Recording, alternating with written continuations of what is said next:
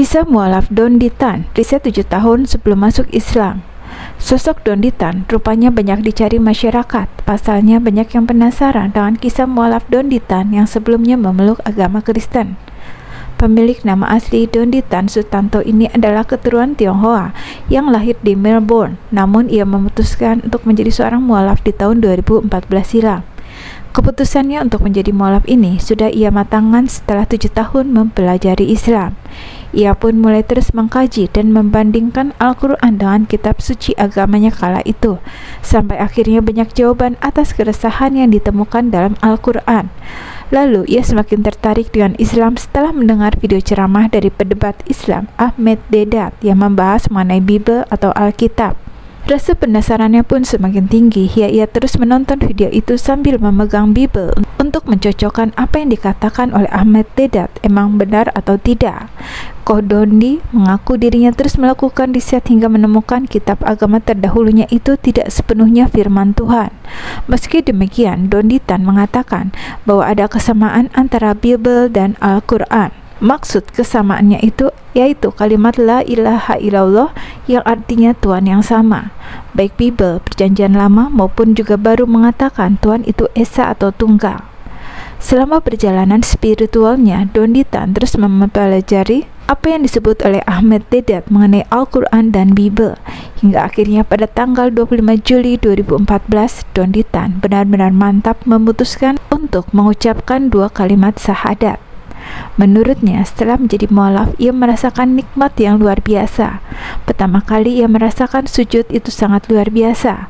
Kepala lebih rendah dari jantung, rasanya seperti hamba yang tidak punya apa-apa dan menyembah kepada Yang Maha Kuasa, Yang Maha Pemilik segalanya.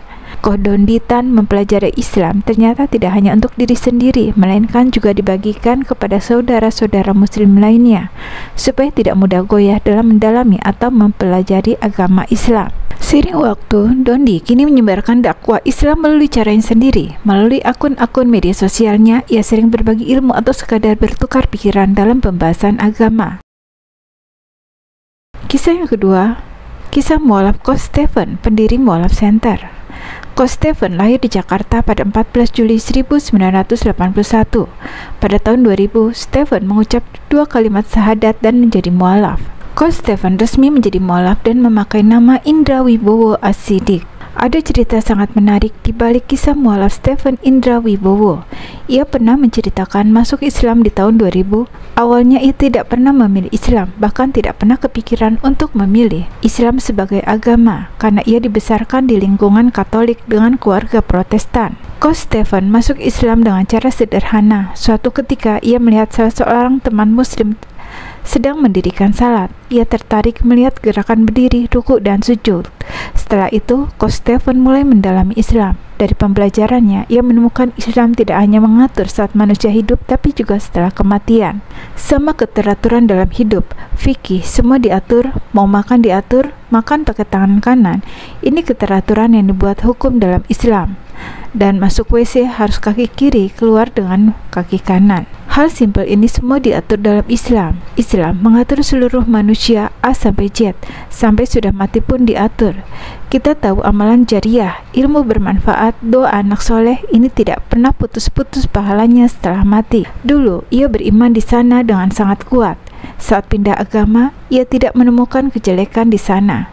Saya tidak kuat di iman saya yang dulu, jadi saya tidak menemukan kejelekan satupun. Hanya Islam jauh lebih baik, terang Koh Stephen.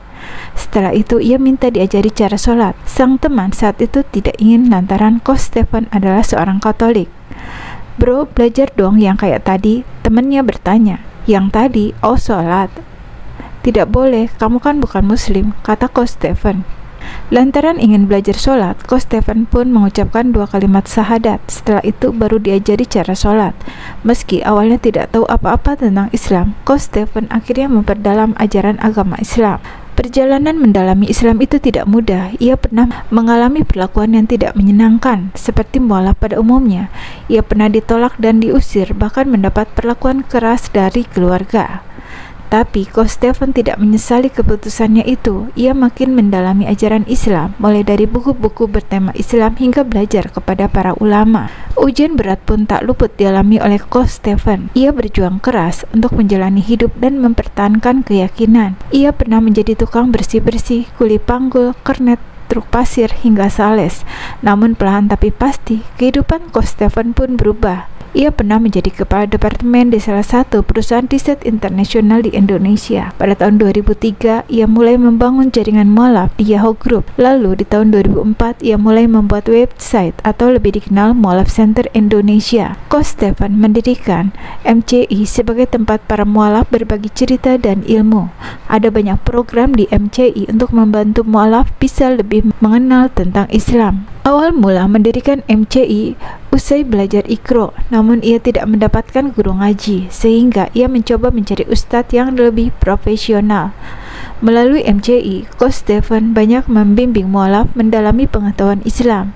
Ia juga dikenal sebagai sosok yang membimbing Roger Danuarta untuk menjadi mualaf. Coach Stephen yang kisahnya viral karena pernah mengislamkan 300 pekerja Cina di Mekah saat proyek perluasan Masjidil Haram tahun 2007 lalu.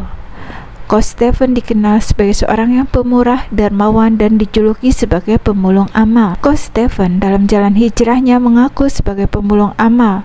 Saat pandemi COVID-19, Coach Stephen jadi sorotan karena menjual seluruh hartanya. Ia menyebut harta hanyalah titipan Allah Subhanahu wa Ta'ala dan pasti akan kembali. Coach Stephen menceritakan pekerjaannya di perusahaan riset di Singapura.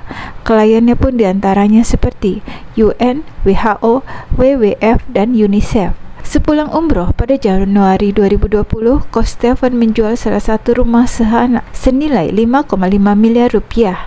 Hasilnya langsung dibuat untuk memesan alat produksi dan bahan baku masker dari Jepang. Ketika COVID-19 mulai melanda Indonesia, Coach Stephen bersama MCI membagi-bagikan ratusan ribu masker non-medis, 3 ply, surgical gown, face shield, hazmat, dan PPE kepada petugas medis yang bekerja di garda terdepan penanganan COVID-19 dan juga masyarakat umum. Sampai akhirnya Coach Stephen menjual 2 rumah, 7 mobil, 3 motor gede miliknya selama pandemi dan harga lebih murah dengan tujuan bisa membantu penanganan COVID-19. Tidak hanya peralatan pelindung medis, ia dan MCI juga membagikan ratusan ribu paket sembako yang disebar di 43 kabupaten atau kota di 28 provinsi dari koceknya sendiri.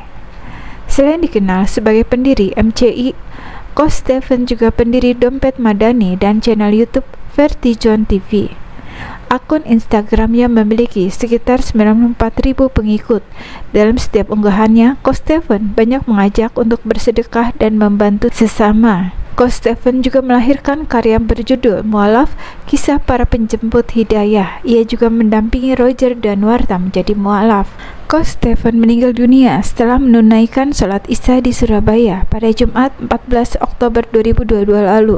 Ia meninggal tanpa mengalami sakit sebelumnya. Saat itu Coach Stephen baru saja selesai menunaikan sholat Isya berjamaah, tiba-tiba berbaring di salah satu pangkuan temannya. Namun tak diduga, Coach Stephen tak pernah bangun lagi untuk selama-lamanya. Jenazah Coach Stephen kemudian disalatkan di Masjid Al-Imtiaz Surapati Kor, Jalan PHH Mustafa, Pasir Layung, Kecamatan Cibenying Kidul, Kota Bandung, Jawa Barat. Kemudian jenazahnya dimakamkan di Firdaus Memorial Park, Ujung Berung, Bandung.